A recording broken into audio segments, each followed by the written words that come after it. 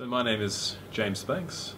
I've started my first company 5 or 6 years ago now, while I was still studying at the University of Sunshine Coast.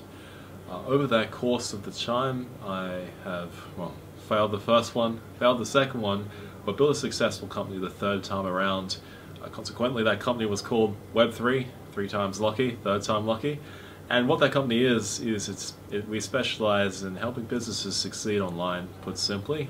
How we do that, it's a digital agency where we look at how can we provide or help build out more qualified leads to a business and convert them into either interested or paid or subscribed customers to the company through their website. So, how did you come up with this idea? Well, actually, I didn't come up with the idea. When I left university, currently at the time I was a freelance web designer. I was landing paid gigs while still at university, and I had the idea that, hey, look, I could really make something of this. And this was back in 2011, where WordPress, which is now the world's largest content management system, was really starting to take off, which is now obviously being by far the most popular content management system out there. So I had this idea, oh, what if I built a mobile-friendly, responsive WordPress theme that businesses could use to build their own mobile-friendly website? And this is back when responsive web design, mobile-optimized sites didn't really even exist. It was very early days in the technology. So I went ahead and did just that. I did a lot of it wrong. Put simply, there's a number of reasons why it didn't work out. The number one was because I simply took too long. I was too perfectionist, and the result is that we launched it and then the market had already moved and we'd failed to capitalize it and we missed the timing.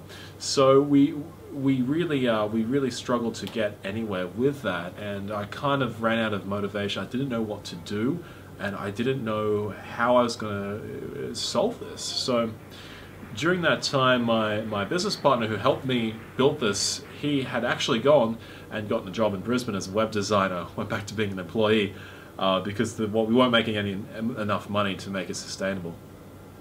And what happened was he was working in a really dodgy company where he floated the ideas like, wow, you know what, James, we've got so much skill and expertise on how to build awesome websites, awesome web experience. Why don't we start up our own WordPress specialist agency that does just that? And I didn't have anything better to do at the time, so I said yes. And that was how Web3 started, which was at the end of 2012 now, and end of 2012, start of 2013. What do you wish you had known before you were starting out? Good question. So, if there is 3 things I wish that I would have known before I started my own business, was what are the steps? What is the right way to actually understand? Is what you're creating, is it worth devoting all this time, energy, and effort? Is it something that you're creating that doesn't really solve a problem? Does it already exist? How can you help to somewhat validate and get an understanding about, is what you're doing is actually worthwhile committing a lot of time and a lot of resources towards? And the other 2 would have been, coming from a very tech-orientated background, I had absolutely no idea how to sell, I had absolutely no idea how to market. And those are such core fundamental skills that any business owner, entrepreneur needs to have. It's one thing to build a great product or service, but you need to understand how to market and how to sell it. If you can't do that, then you're not going to succeed. It's as simple as that. What's the highlight for you in having your own business? The highlight for me for having my own business is, I've always held the belief that if there's going to be one thing that I want to commit my life to, it's going to be something that, whatever it is I focus on, that I can be able to deliver the most value and the most help that I can do for people everywhere, around the world, locally, in the community, country, everywhere, so that I can be able to build a great asset and build a great legacy of doing just that. I forayed and floated around with being an employee back when I was a teenager, and you know, before I decided to become or start being a business owner and entrepreneur. And it didn't fit well with me because I felt it was simply just my time, effort, and labor building up someone else's legacy and assets. So that's the biggest reason why I decided to commit to it, and what drives me today and always will is being able to build up an excellent asset that helps a lot of people and provides a lot of value for people around the world. What's the biggest challenges in your own business? Biggest challenges in my own business is where I'm at currently with Web3 is that, you know, we've gone through a lot of the gauntlets already of, you know, what is our message to market, what's a great product, what's the product service fit, the message market fit, what's the right price point, all of these things that it's a really hard bridge to cross when you're first starting a business. Right now, I'd say the number one challenge is once you've achieved, you know, those objectives and you've got cash flow, you've got revenues, you've got staff, you've got employees, and you're growing month on month out, is the longevity question. Is the problem that I'm solving will be a problem in the next 12 months, 2 years, 3 years, 5 years in advance? Because the last thing you want to do is, you know, commit to something and have the blinders on, so to speak, where you're walking down this path without seeing only a couple of steps ahead of you that there's a cliff, and that cliff is something you can fall off, and when you fall off, the whole company goes down with you. It's about having that vision, that foresight, that leadership to ensure that as the rate and change of pace of technology and business is not going to, put simply, make you redundant, make you irrelevant. What you're doing is relevant, it's useful, and it has a purpose, and it solves a problem for now and into the future.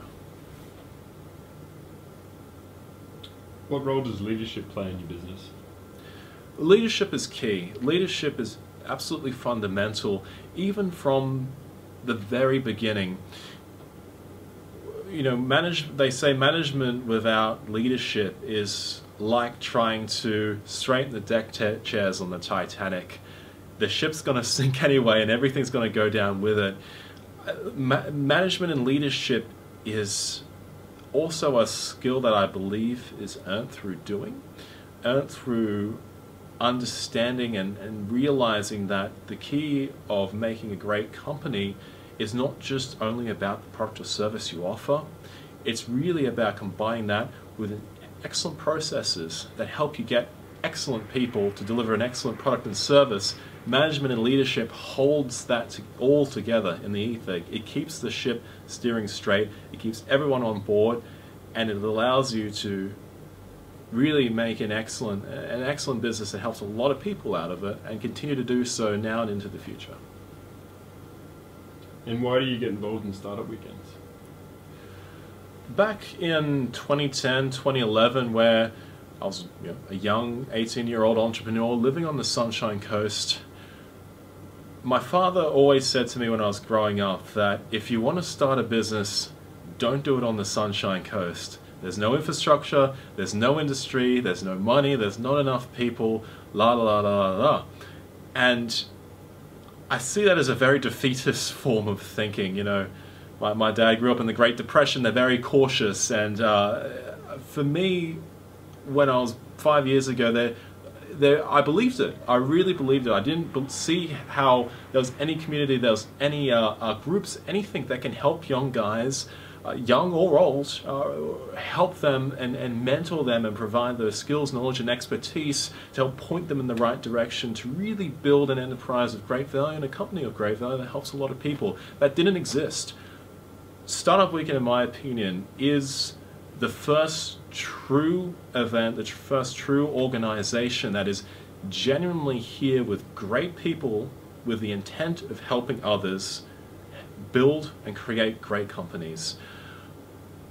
And it's something that I believe that if I can even help just with a little bit of feedback and advice and you know, pointing these young guys where I was once there myself and still, you know, arguably am today, that at least being there to help them, guide them through and make, you know, some good decisions and help them do what they want to do and get where they want to be in their life. If that's something I can contribute with, then I always will be and always will until as long as I'm still around. Put simply. What's your hopes for entrepreneurship on the Sunshine Coast? I think what we're seeing right now in Australia is a huge paradigm shift in the way that we as a society think about career, think about what happens when you leave the padded walls of university and the education system. The whole concept of the 3.3 children white picket fence style family where you retire at 15, 60 and go into super and live off a pension, like what that dream was for the previous generations, in my mind, isn't relevant into today and the generations coming in and growing forward. I believe that we're in a somewhat dangerous but very interesting position in the country where we see the mining and resources industry decreasing, and what it's doing, it's creating a big gap. I mean, what are we going to do as a country to fill in this ride that this wave that we've been riding for the past decades on the resources gain? I really believe that what needs to be encouraged and fostered in and around the country on the Sunshine Coast is entrepreneurship and helping people build companies of great value, of global scale.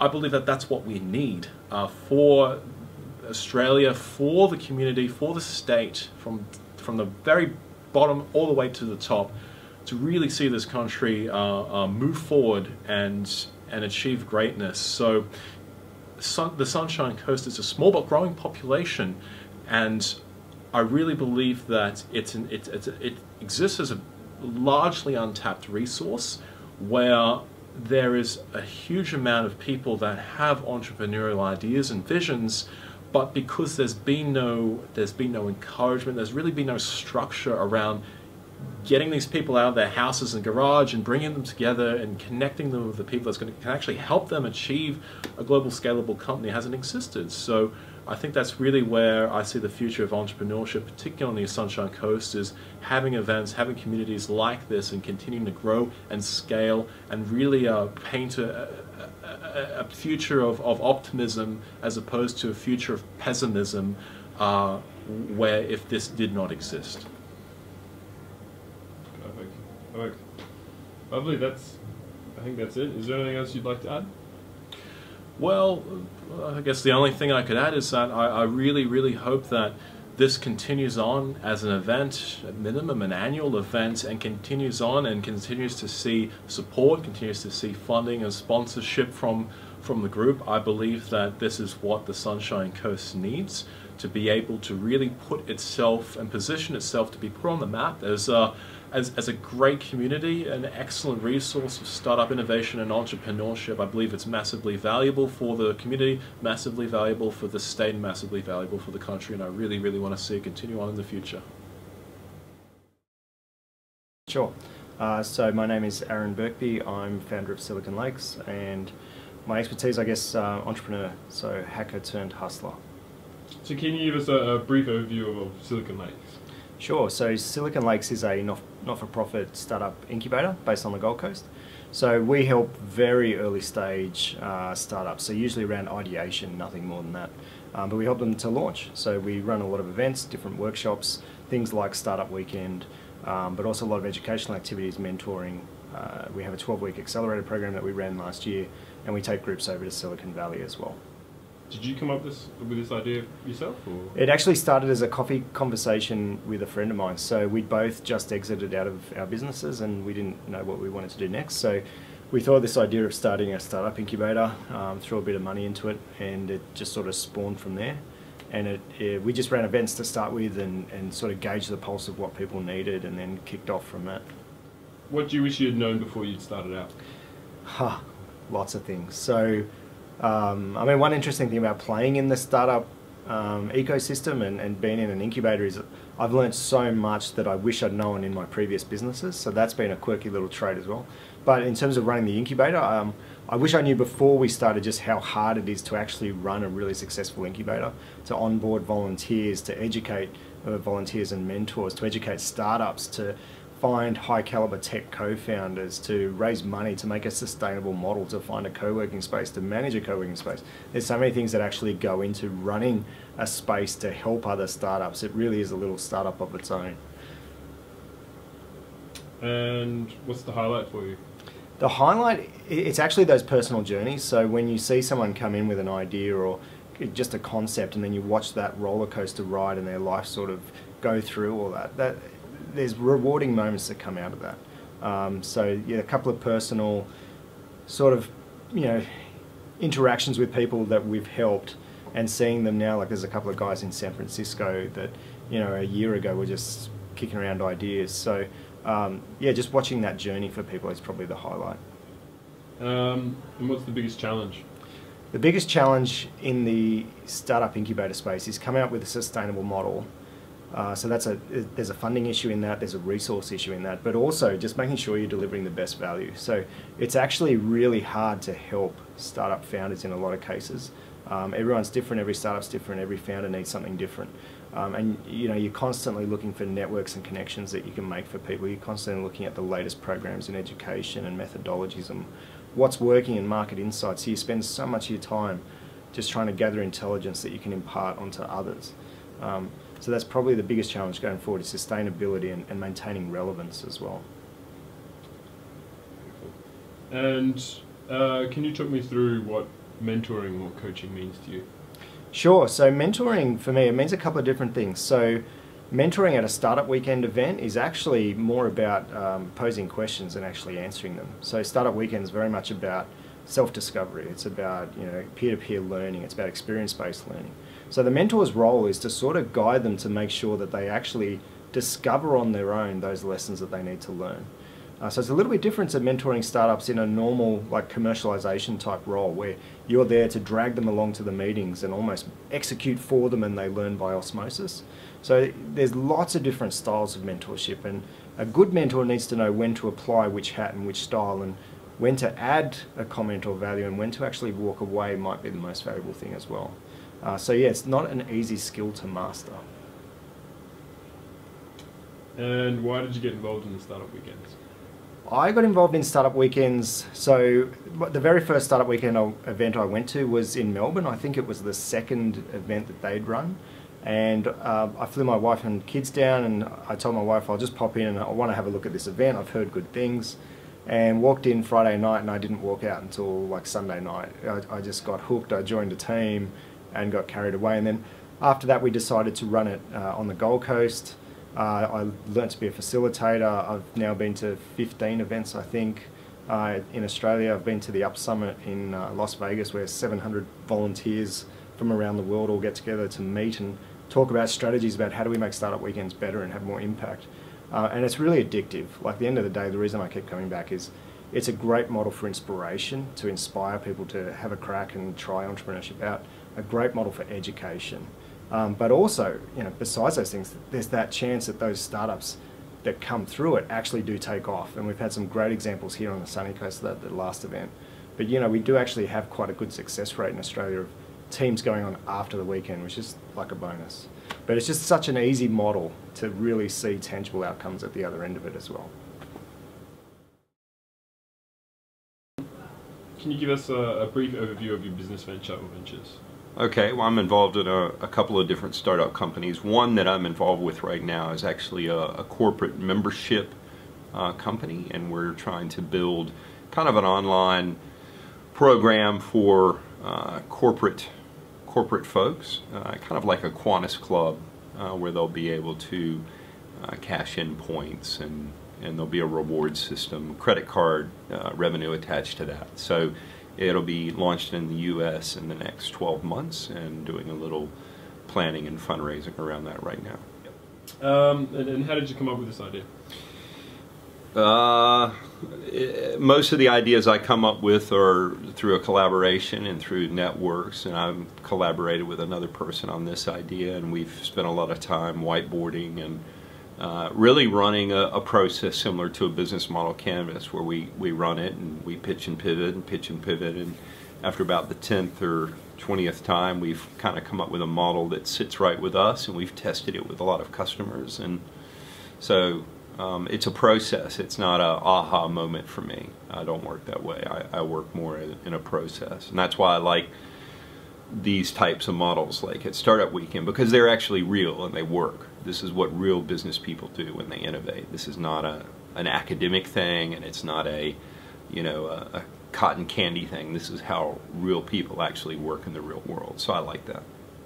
Staying on that a little bit, what does mentoring and coaching mean to you? Well, I've had a number of mentors throughout my career, and I mentor and coach a number of entrepreneurs and people. And I think the key thing that a mentor has to do is they have to support who they're working with, and they have to, hold them up and let them know that, that's going to be good. But they also have to hold the mirror up to them and challenge them. The best advice I've ever had is that, look, this really sucks, and this is crap, and you need to go back. And as good as I think an idea is, because of course if I come up with it, then I obviously think it's a good idea, I'm really clueless unless I check out my assumptions. And so I think good mentors challenge and support the people that they work with. What do you wish you'd known before starting out on any of your businesses?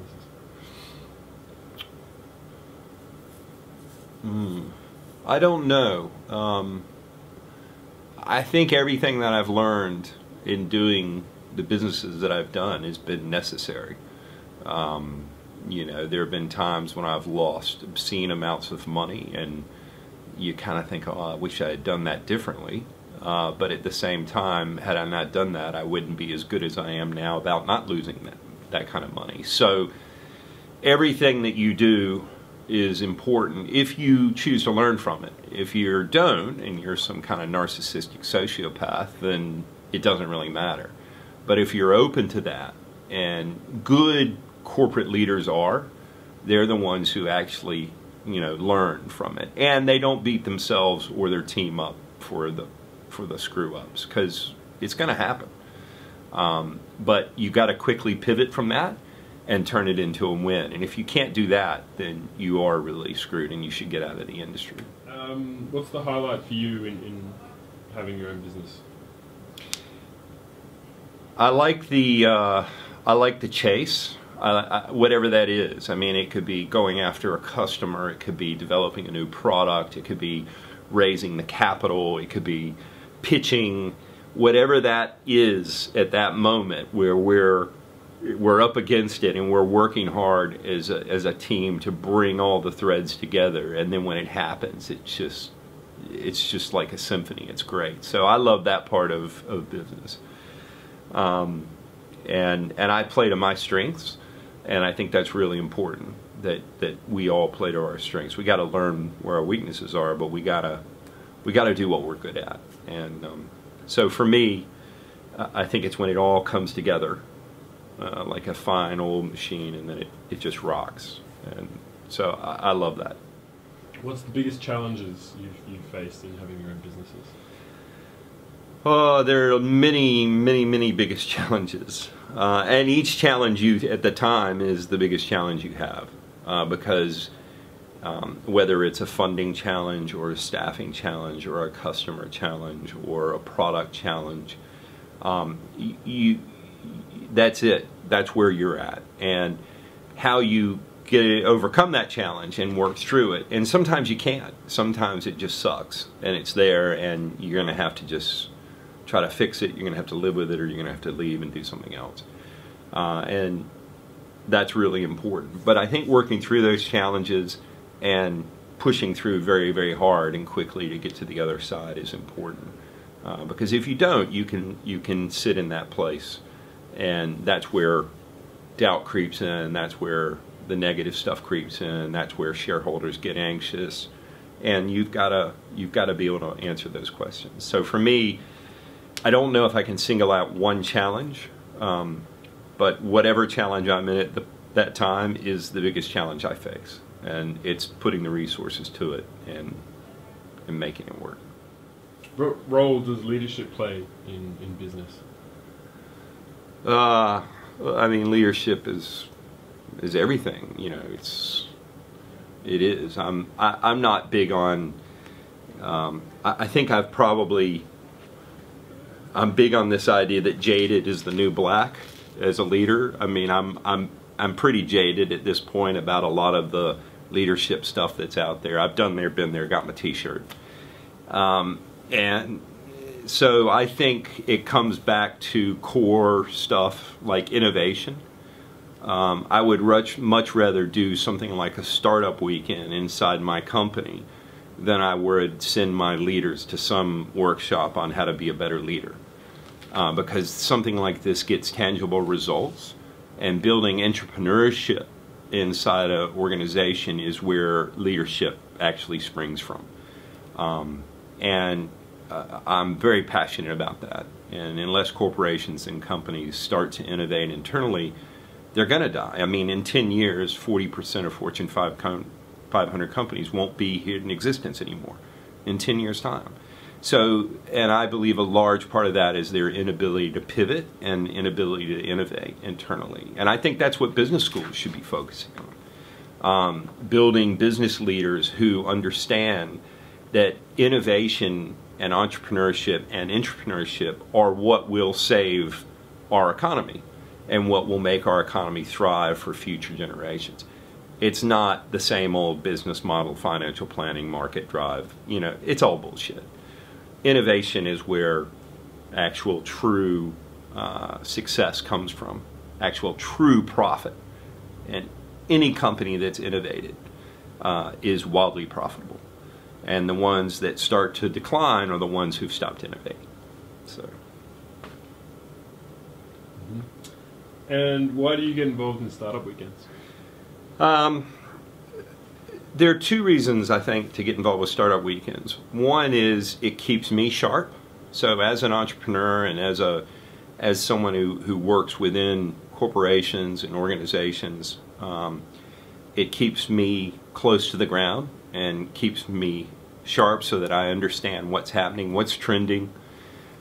It also allows me to share what little I know with other entrepreneurs and to learn from them. So I think I gain as much from the students and from the participants in Startup Weekend as a coach or as a mentor than they gain from me. And I think that's just brilliant. I mean, where else could you give a weekend and get so much, you know? And it's a good trade-off. So I like it. Sure. So my name's Danum Harris-Lusk, and my area of expertise is marketing and startups in general. So first question is, can you give a brief overview of your business venture? Sure. So in regards to my business venture, it's called Phenomic. It was founded with another USC student, Wilf Watson. The concept revolves around both virtual and augmented reality technologies. Initially the business was hardware, so we produce a smartphone-based virtual reality headset which utilizes your smartphone, you slot it in, pop it on your head, and you can download apps from the Google Play or the iOS store and you're ready to go basically. So it's an immersive experience for gaming and also entertainment such as 3D movies. And we're also diversifying the company now into software, so we want to create our own custom software, entertainment software, but also provide services to other businesses such as, you know, basic virtual reality marketing content and also omnidirectional, which is 360-degree content as well. And how did you come up with this idea? So the idea was conceptualized by my business partner, Wilf Watson. He's had quite an extensive background in the media industry, and he initially caught on to the idea because he was interested in gaming, and this was at the release of Oculus Rift, which is an indirect market competitor. They launched on Kickstarter, a crowdfunding platform, raised 2.5 million, exceeded their campaign ask by thousands of percentages, and as a subsequent result of that were acquired by Facebook. So looking at the product, Wilf really wanted to get into virtual reality, but the barriers were high. The product itself was $500. plus the high-end gaming rig, 1,500. You know, you're looking at $2,000 to get into virtual reality. So he wanted to look at a low-cost option. He was researching the DIY community, and people were, you know, sticky taping together cardboard boxes with their smartphone, and you know, not achieving the same result, but experiencing virtual reality nonetheless. So, you know, he thought about providing a low, affordable cost headset to the market that could utilize a smartphone. And myself, having an experience in business and startups, I suppose you could say, rounded off the startup. So Will has the technical expertise, I have the business expertise, and I also have a passion for technologies, and virtual reality and augmented reality have a massive, you know, impact on many industries as well. So, you know, I see the vision and connect with that. What do you wish you had known before you started out? What I'd known before we started this venture, I'd say I'd put it back to the biggest mistake we've made, and that would be around budgeting. So it's about, you know, the startup weekend at which this company was founded is about the lean startup methodology. You know, obviously validating your market, but looking to do things in the leanest approach until you get to a point at which you can scale with, you know, maximum investment. But for us, we achieved investment at an early stage, and I suppose one of the mistakes we made was just how we allocated those resources. So, you know, we attended a trade show, promoted the product. That was very valuable to us. We then attended another trade show over in Europe, which was nice for us, but potentially could have been spent elsewhere. And I'd probably say, yeah, just the financial awareness. What's the highlight for you in having your own business? I'd say the highlight of having my own business, a startup, is it allows you to express your own creativity through it. So for me, the prospect of working for someone else or doing the standardized 9 to 5 doesn't excite me. And you know, as a result, it was in year 12 that I found, you know, entrepreneurship and started getting involved in startup weekends. I think that's the best place to learn. I'm also studying a business degree, but I think what I get from a business, as I say, it's expressing your own creativity, and it's sort of that sense of fulfillment. You know, it's something that you've pioneered yourself, and you're not just you know, working under someone else. So. And what's the biggest challenges in having your own business? The biggest challenges would be time commitments. You know, it's the business is as successful as you make it. So, you know, it's really about prioritization. Obviously, I'm still studying, so that impacts the time I can dedicate to the business. But yeah, I'd say definitely time is a big restraint on what you do in your day-to-day life. So it's about prioritizing whether you spend time on your business, with your family, with your friends, going out and socializing, or doing uni work. So I'd say that would be one of the biggest challenges. And I suppose also is just, you know, making decisions based on the knowledge that you source, and making sure that's the most logical and way to go forth. What role does leadership play in your business, or in business in general? I think leadership plays a monumental role in the success of any startup. You know, obviously the success of a startup is based on, you know, your customer base and your team, and you know, in being a leader and inspiring others to see your vision is only going to impact, you know, successfully on that if you can build a team around a vision in the early stages, as opposed to just bringing people on because you're paying them. You know, they're going to be more driven to pursue, you know, the same aligned vision, and also then, you know, you infuse that throughout all company elements, and that's what the customers will see. So, you know, they're gonna do business with you because they agree with that vision and they like the way in which you conduct your business, and all that obviously comes back to the central pillar, which is the leader of the company. So. And what was mentoring and coaching mean to you? So I think mentorship and coaching it's foundational in the success of any startup and the personal growth of the entrepreneur. I myself have had mentorship from the 2 mentors at the Noosa Chamber of Commerce. So I got that when I initially started coming up with app ideas and getting into entrepreneurship. And I think it's essential. You need someone with experience in the field, someone who's been there and done it before, and can at least give you some guidance on the assumptions you're making, or the relevant research you've read or other opinions. And I think that yeah, it plays. I'd say it's one of the biggest contributors to your success, having that leadership, that mentorship, and not necessarily having to find, you find your own path, but it's good to know that you're on the right track more so than just being naive about it. And why did you get involved in Startup Weekends? So I got involved in Startup Weekends simply because I wanted to try something new. I had a little bit of feedback on them, and it was all positive, and it's about that hands-on approach. It's obviously the complete opposite of what a university education is, and I mean, I can confidently say I'd learn more in a 54-hour startup weekend than I would in a semester of uni, because you're learning the content that you need to learn, you're learning the practices that you need to learn, and you're putting that into practice on that very minute. And I think that's a lot of value that you can take away